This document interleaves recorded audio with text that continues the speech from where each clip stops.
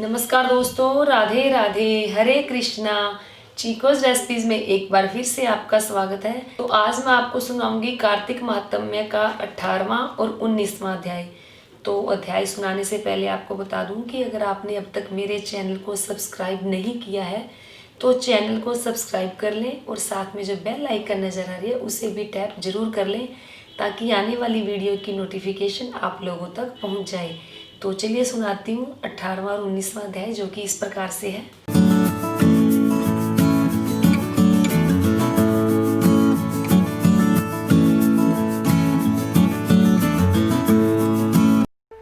Subscribe करें chikoo recipes को और बेल आइकन को टैप करें मेरी हर वीडियो सबसे पहले देखने के लिए। लिखता हूँ मैं पुराण की सीधी सच्ची बात, 18वां अध्याय कार्तिक मुक्ति कर वरदात। अब रौद्र रूप महाप्रभु शंकर अपने वीर गणों के साथ नंदी पर चढ़कर हंसते हुए युद्ध भूमि में आए। उनको आया देखकर उनके पराजित गण फिर लौट आए और सिंहनाद करते हुए आयुधों से दैत्यों पर प्रहार करने लगे। भीषण रूपधारी रुद्र को देखकर दैत्य भागने लगे। तब युद्ध में अपने अपने दैत्यों को पराजित होते देखकर जलंधर हजारों बाण छोड़ता हुआ भगवान शंकर की ओर दौड़ा।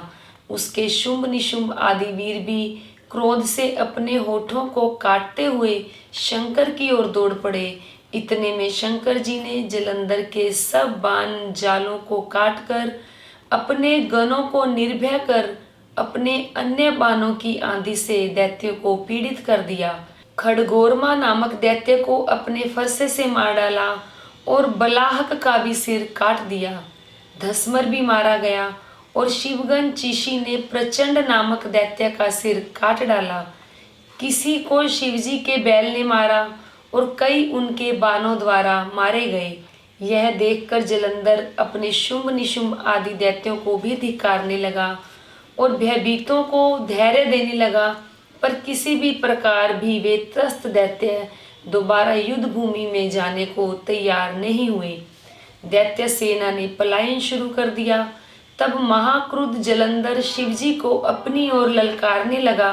साथ ही उसने 70 बाण मारकर शिवजी को दग्ध कर दिया तथा और भी बहुत से बाणों का प्रहार किया। शिवजी उनके बाणों को काटते रहे, यहाँ तक कि उन्होंने जलंधर की ध्वजा, क्षेत्र और धनुष को भी काट दिया। फिर 7 बाण मारकर उसके शरीर में आघात पहुंचाया। तब उसने समझा कि शिव मुझसे बलवान है, अतः उसने गंधर्वी माया उत्पन्न कर दी। उनके गंधर्व अनेक गंधर्व अप्सराओं से गण पैदा हो गए। वीणा और मृदंग आदि बाजों के साथ नृत्य व गान होने लगा। इसमें अपने गणों सहित रुद्र भी मोहित हो गए। उन्होंने युद्ध बंद कर दिया। फिर तो काम से मोहित हो जलंधर जल्दी से त्रिनेत्र भगवान शंकर का रूप धारण करके वृषभ पर बैठी पार्वती के पास जा पहुंचा। उधर पार्वती ने अपने पति को आते देखा तो अपनी सखियों का साथ छोड़ दिया। आगे आई पार्वती को देखकर कामांतुर जलंधर वहीं पर जड़ हो गया। गौरी ने उसे दानव जाना तो वह अंतर ध्यान होकर उत्तर की ओर मानस पर चली गई। वहां पार्वती को देखकर जलंधर फिर शिवजी की ओर लौटा। उधर पार्वती जी ने भी भगवान विष्णु को बुलाकर दैत्य का वह कृत्य कहा और प्रश्न किया कि क्या आप इससे अवगत हैं। भगवान विष्णु ने हाथ जोड़कर उत्तर दिया, आपकी कृपा से मुझे सब कुछ ज्ञात है। हे माँ, जो आज्ञा हो पालन करूं। जगत माता ने विष्णु जी से कहा, उस दैत्य ने जो मार्ग खोला है उसका अनुसरण उचित है।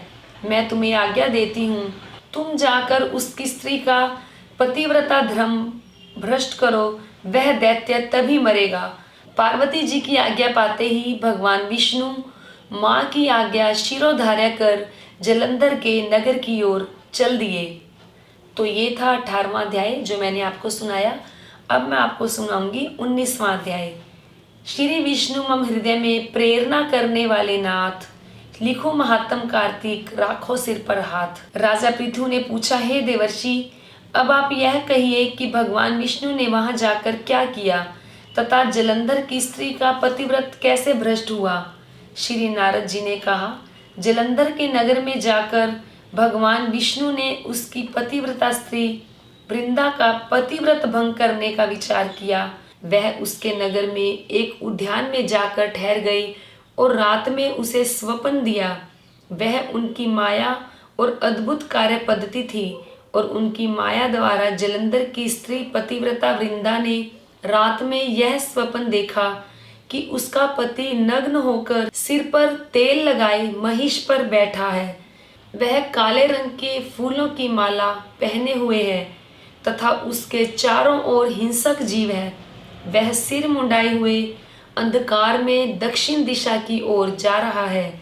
उसने अपने नगर को समुद्र में डूबा हुआ देखा और इस प्रकार के बहुत से भयानक सपने देखे।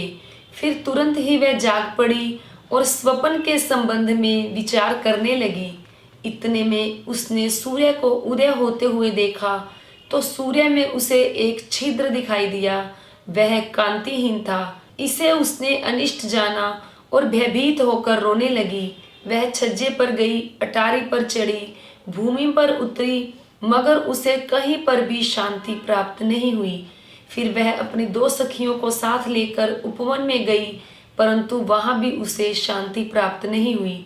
फिर वह जंगल में निकल गई और वहां भी उसे चैन न आया। वन में उसने सिंह के समान 2 भयंकर राक्षसों को देखा, जिससे वह अत्यंत भयभीत होकर वहां से भागने लगी। उसी समय वहां अपने शिष्यों सहित एक तपस्वी आ गया तो वृंदा उनके पैरों को हाथ लगाकर उससे अपनी रक्षा की याचना करने लगी। मुनि ने अपनी एक ही हुंकार से उन दोनों राक्षसों को वहां से भगा दिया। वृंदा को आश्चर्य हुआ और वह भय से मुक्त हो मुनि को हाथ जोड़कर प्रणाम करने लगी और कृतज्ञता का ज्ञापन किया।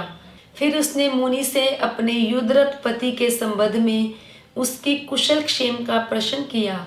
मुनि ने मौन हो आगे पीछे देखकर कुछ कहना चाहा कि उसी समय 2 बानर उनके पास आकर हाथ जोड़कर खड़े हो गए। ज्यों ही मुनि ने भृकुटी का संकेत किया तो वह उड़कर आकाश की ओर चले गए। फिर वह जलंधर का सिर और धड़ लेकर मुनि के पास आ गए। तब वृंदा ने अपने पति को मरा जानकर मूर्छित होकर धरती पर गिर पड़ी और अनेक प्रकार के वचन कहकर दारुण विलाप करने लगी। तत्पश्चात उसने मुनि जी से कहा, हे कृपानिधे, आप मेरे पति को जीवित कर दीजिए। पतिव्रता परायण दैत्य पत्नी ऐसा कहकर दुखी श्वासों को छोड़ती हुई मुनि के चरणों में गिर पड़ी। तब मुनीश्वर ने कहा, यह शिवजी द्वारा युद्ध में मारा गया है, अतः यह जीवित नहीं हो सकता, क्योंकि जिसे भगवान शंकर मार देते हैं वह कभी जीवित नहीं हो सकता। परंतु शरणागत की रक्षा सनातन धर्म है, अतः कृपा करके मैं इसे जीवित कर देता हूँ। श्री नारद जी कहते हैं, वह मुनि साक्षात विष्णु थे जिन्होंने यह सब माया फैलाई थी। वह वृंदा के पति को जीवित करके अंतर ध्यान हो गए। जलंधर ने उठकर वृंदा का आलिंगन किया, उसका मुख चूमा। वृंदा भी पति को जीवित देखकर बहुत खुश हुई।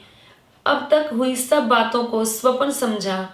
इसके पश्चात वृंदा सकाम हो बहुत दिन तक अपने पति के साथ विहार करती रही।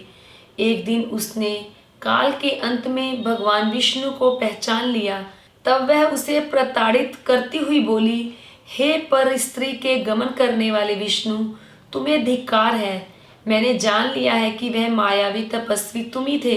हे राजन, ऐसा कहकर क्रुद्ध हो पतिव्रता ने अपने तेज को प्रकट करते हुए शाप दिया।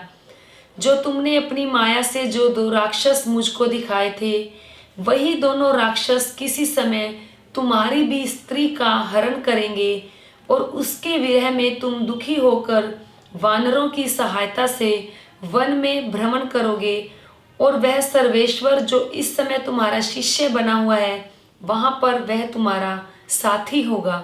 ऐसा कहकर पतिव्रता वृंदा भगवान विष्णु के लाख मना करने पर भी अग्नि में प्रवेश कर गई। ब्रह्मा आदि देवता आकाश से उसका प्रवेश देखते रहे। वृंदा के शरीर का तेज श्री पार्वती के शरीर में चला गया और आकाश में जय जयकार होने लगी। पतिव्रत धर्म के प्रभाव से वृंदा ने मुक्ति प्राप्त की। तो ये था 19वां अध्याय जो मैंने आपको सुनाया। उम्मीद करती हूँ जरूर पसंद आया होगा। तो लाइक करें, शेयर करें, चैनल को सब्सक्राइब करना बिल्कुल ना भूलें। हमेशा की तरह अपने सुझाव देते रहें। आज के लिए इतना ही, फिर मिलते हैं। धन्यवाद। हरे कृष्णा।